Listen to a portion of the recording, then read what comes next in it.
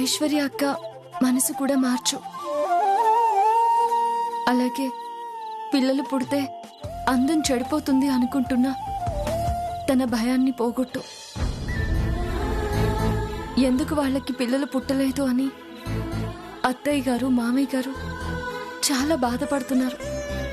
వాళ్ళకి ఆ బాధని పోగొట్టు. ఈ ఇంట్లో అందరూ అన్ని రకాలుగా సంతోషంగా ఉండేలాగా ఆశీర్వదించు కన్నయ్య.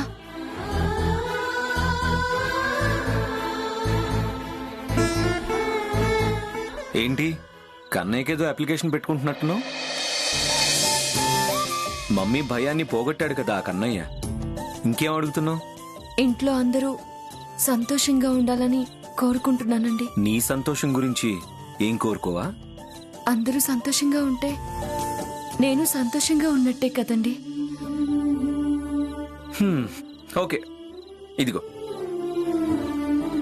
ఏంటండి ఇది? నీ కన్నయ్య కోసం నేను ఒక చిన్న కానుక తీసుకొచ్చాను. ఓపెన్ చేసి చూడు.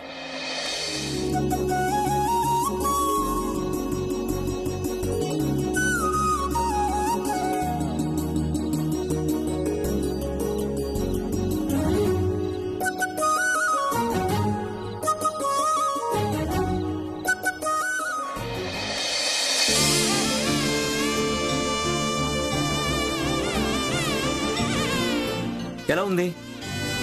బాగుందండి, చాలా బాగుంది. కన్నయ్య చూసావా, నీకోసం అఖిల్ బాబు ఏం తెచ్చారో చూసావా? పట్టు వస్త్రాలు తెచ్చారు.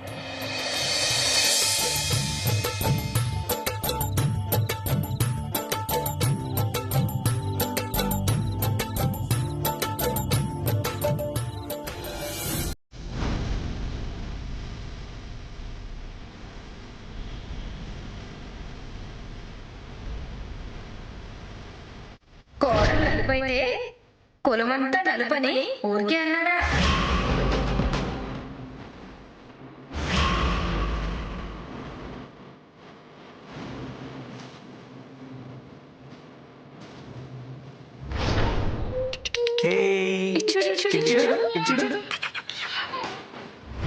జరగకూడదు, అలా జరగకూడదు. నా మనవలు తెల్లగా అందంగా ఉండాలే కానీ అలా నల్లగా ఉండకూడదు.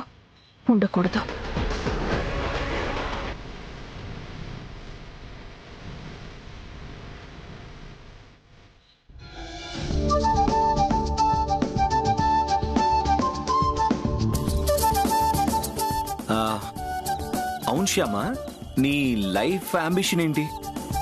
అంటే అదే నీ జీవిత ధ్యేయం ఏంటి అని అడుగుతున్నాను. జీవితాంతం కన్నయ్య భక్తురాలుగా ఉండడమే నా జీవిత ధ్యేయం అండి. అది తెలుసు. అది కాకుండా ఇంకేంటి అని అడుగుతున్నాను. ఫర్ ఎగ్జాంపుల్, కొందరికి కొన్ని ఉంటాయి కదా, నేను డాక్టర్ కావాలి, నేను యాక్టర్ని కావాలి, నేను డాన్సర్ని కావాలి, నేను సింగర్ని కావాలి, ఇలా ఉంటాయి కదా. అలా నువ్వేం కావాలనుకుంటున్నావు? నీ కోరిక ఏంటి అని అడుగుతున్నాను.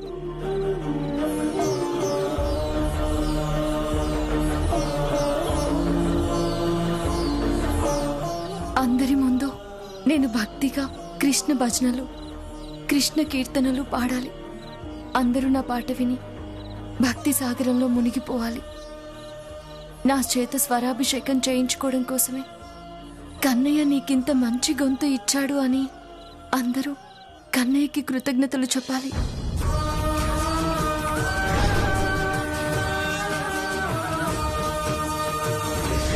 కానీ నా గొంతు ఆ రూపారానికి తాకట్టు పెట్టాను కాబట్టి ఈ జన్మకు నాకు అవకాశం లేదు, అంతటి అదృష్టమూ లేదు. చెప్పు శ్యామా, నువ్వు ఏం అవ్వాలని కోరుకుంటున్నావు?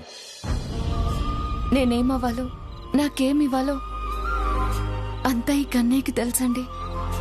ఆయన నన్నేం చేస్తే అదవుతాను, ఆయన నాకు ఏమిస్తే అది తీసుకుంటాను. అవునండి, ఎప్పుడు లేంది కొత్తగా ఇవాళ ఈ ప్రశ్న అడిగారేంటి?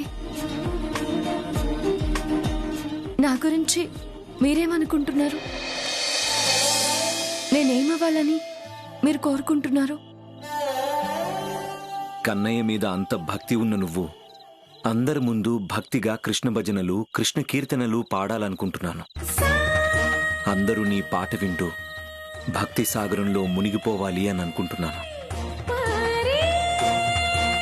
నీ చేత స్వరాభిషేకం చేయించుకోవడం కోసమే ఆ కన్నయ్య నీకు ఇంత మంచి గొంతిచ్చాడేమో అని అందరూ కన్నయ్యకి కృతజ్ఞతలు తెలియజేయాలి అనుకుంటున్నాను. చెప్పండి, నేనేం కావాలని కోరుకుంటున్నారు?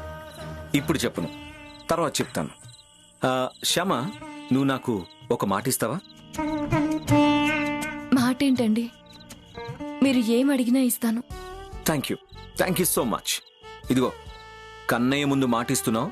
కన్నయ్యే సాక్ష్యం, మాట తప్పకూడదు. మాట తప్పడం అంటే ప్రాణం పోయినట్టే అనుకుంటానండి నేను. అడగండి, ఏం కావాలి? ఇప్పుడు కాదు, తర్వాత అడుగుతాను. తరువాత? అవును, ఏది ఎప్పుడు అడగాలో అది అప్పుడు మాత్రమే అడగాలి. ఓకే? ఏంటి కన్నయ్య ఇది? అఖిల్ బాబు ఏం అడగాలనుకుంటున్నారు? హలో, నువ్వు కన్నయ్యని అడిగినా కూడా నేనేం అడగాలనుకుంటున్నానో కన్నయ్య నీకు చెప్పడు. నేను కన్నయ్యని అడిగానన్న విషయం మీకెలా తెలుసండి? నీ మనసులో ఏముందో నేను తెలుసుకోలేనా?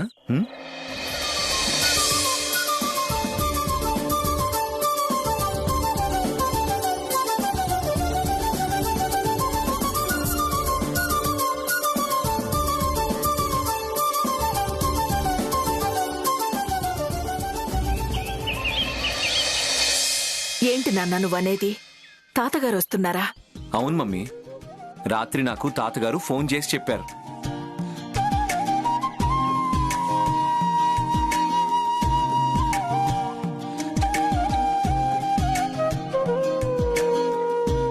విశ్వకర్మ పూజ రోజు కొత్త యూనిట్ ప్రారంభోత్సవం చేయించమని చెప్పారు కదా తాతగారు.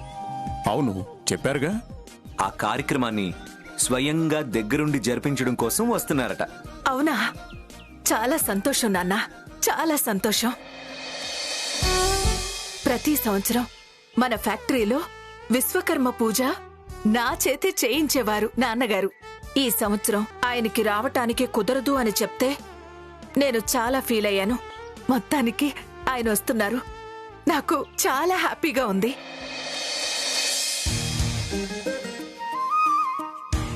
కొత్త యూనిట్ ప్రారంభోత్సవం అంటున్నారు. ఆ ప్రారంభోత్సవం ఎవరి చేత చేయిస్తున్నారు దినా? ఎవరి చేతో చేయించడం ఏంటోదనా? నా చేతే చేయిస్తారు. మా ఫ్యాక్టరీలో ఏ ప్రారంభోత్సవం ఉన్నా నా చేతుల మీదే చేయిస్తారు మా నాన్నగారు. నా హస్తవాసి మంచిదని నాన్నగారి నమ్మకం. నమ్మకం ఏంటి వసంత? నిజం కూడా అదే కదా. నీ హస్తవాసి చాలా మంచిది. నీ చేత్తో ప్రారంభించిన వ్యాపారాలన్నీ లాభాల బాటలోనే పరిగెడుతున్నాయి కదా. అంటే మా వదినది లక్కీ హ్యాండ్ అన్నమాట. అన్నమాట కాదు, ఉన్నమాటే. వదినా, నువ్వు వసంతలక్ష్మివి కాదు, ఈ ఇంటి అష్టలక్ష్మివి. మా అన్నయ్య గారు చాలా అదృష్టవంతులు. అవునవును. భార్య ఏమో అదృష్టలక్ష్మి, చెల్లెలేమో సంగీత సరస్వతి. ఇటువంటి అదృష్టం ఎంతమందికి ఉంటుంది?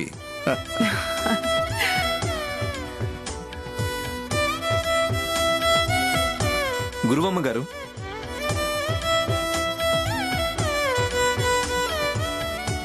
మీరు నాకు హెల్ప్ చేయాలి. నేనా? నేనేం చెయ్యాలి బాబూ? చేస్తానని మాటిస్తేనే అడుగుతాను. నువ్వు అడగటం నేను చెయ్యకపోవడమా? తప్పకుండా చేస్తాను. Thank you very much. ఇంతకీ నేనేం హెల్ప్ చేయాలి అదడుగు. 1 minute. శ్యామా, శ్యామా,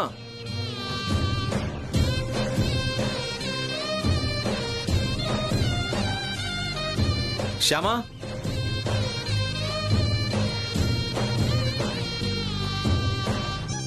ఏంటండి? నిన్న నువ్వు నాకొక మాట ఇచ్చావు, నేనేది చెప్తే అది చేస్తాను అని. అవునా? అవునండి. ఇప్పుడు గురువమ్మ గారు కూడా నాకు మాటిచ్చారు, నేను అడిగింది చేస్తాను అని. సో ఇప్పుడు మీరిద్దరూ మీ మీ మాటల మీద నిలబడాలి.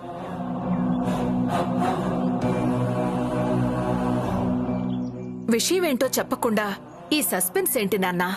చెప్తాను మమ్మీ. గురువమ్మ గారు, మీరు శ్యామకి సంగీతం నేర్పించాలి.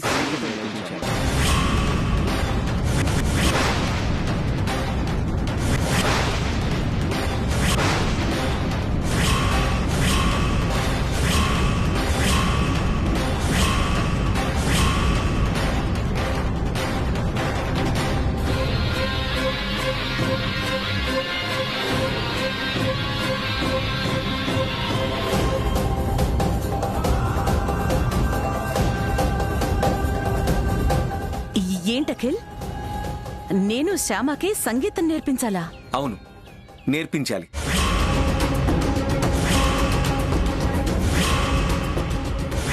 ఇప్పుడు ఇవిడి గారికి సంగీతం అంత అవసరమా? ఉన్న కళలు చాలవన్నట్టు సంగీత కళ కూడా కావాలా? మీరు శ్యామకి సంగీతం నేర్పించి మీ రూపారాణి అంత సింగర్ కాకపోయినా ఓ రేంజ్ సింగర్గా తనని తయారు చేయాలి.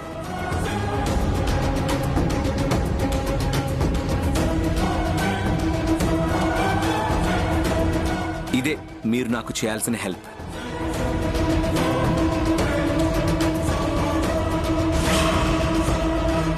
నేను దీనికి సంగీతం నేర్పించటమేంటో కర్మ.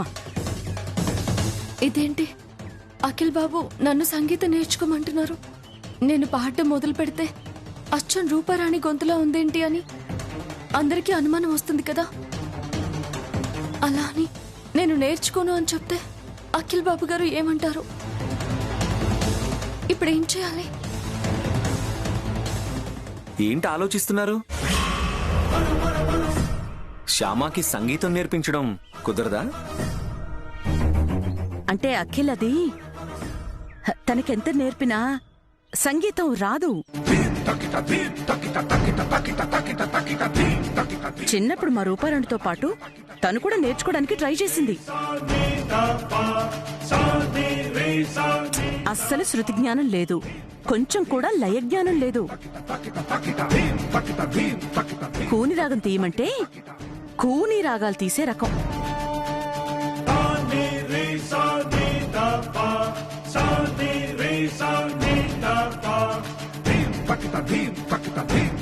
సంగీతానికి రాళ్లు కరిగి నీళ్లవుతాయంటారు కదా, కానీ మా శ్యామ పాడితే నీళ్లు గడ్డ కట్టి రాళ్లైపోతాయి. సో శ్యామ పాట పాడితే నీళ్లు గడ్డగట్టి రాళ్లైపోతాయి. అవును బాబు, రాళ్లైపోతాయి. అలాంటి రాళ్లను రత్నాలుగా మారిస్తేనే కదా మీలాంటి గురువు విలువ నలుగురికి తెలిసేది. రాయిలాంటి శ్యామని మీరు రత్నంలా మారుస్తారన్న నమ్మకం నాకుంది. మీరు ఖచ్చితంగా శ్యామని మంచి సింగర్గా తయారు చేయగలరు.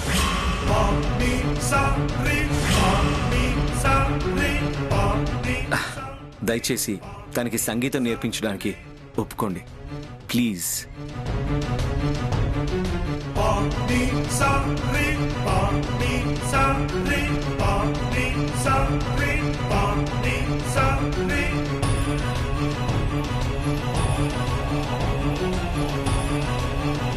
అలాగే అఖిల్, నేర్పిస్తాను.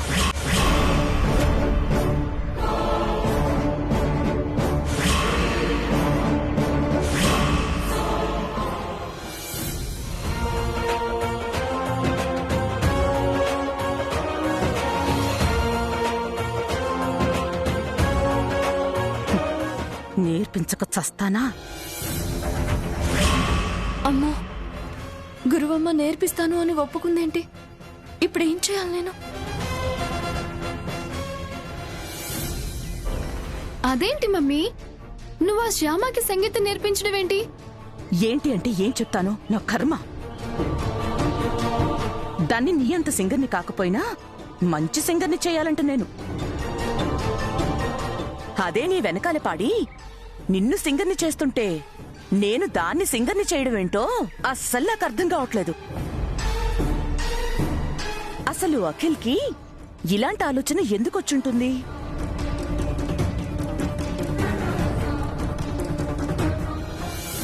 శ్యామ పాట పాడితే బాగుంటుందని నా మనసు కనిపించింది.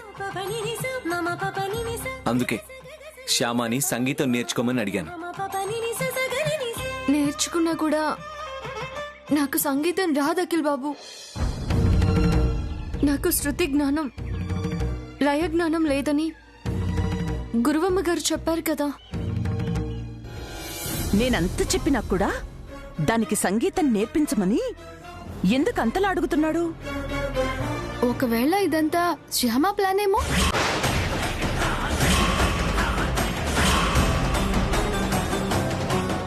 శ్యామ ప్లానా?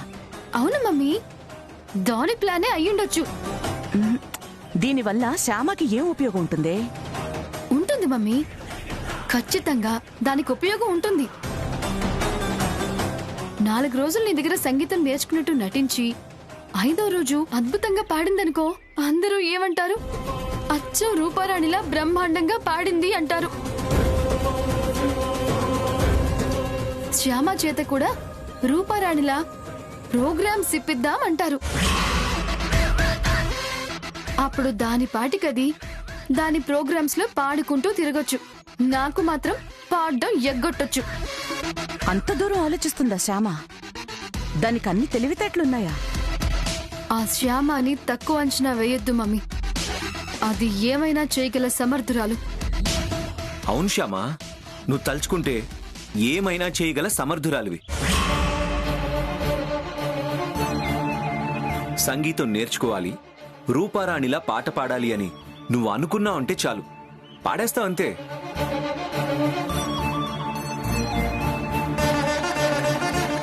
నిజంగా నువ్వు అలా పాట పాడావు అంటే నా అంత అదృష్టవంతుడు ఎవ్వరూ ఉండరు. అలా పాడే నీ పాటే నువ్వు నాకు జీవితంలో ఇచ్చే అతిపెద్ద బహుమతి అనుకుంటాను. ఓకే?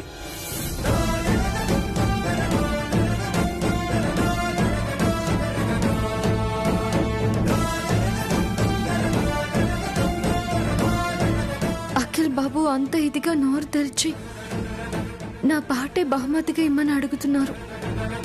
ఆయన కోరుకున్న బహుమతి ఆయనకి ఇవ్వగలిగినా కూడా గొంతెత్తి పాడలేని పరిస్థితుల్లో ఉన్నాను. ఏం చేయాలి ఇప్పుడు? శ్యామా, నువ్వు అనవసరంగా టెన్షన్ పడకు. కన్నయ్య మీద భారం వేసి సంగీతం నేర్చుకో. అంతా ఆ కన్నయ్య చూసుకుంటాడు.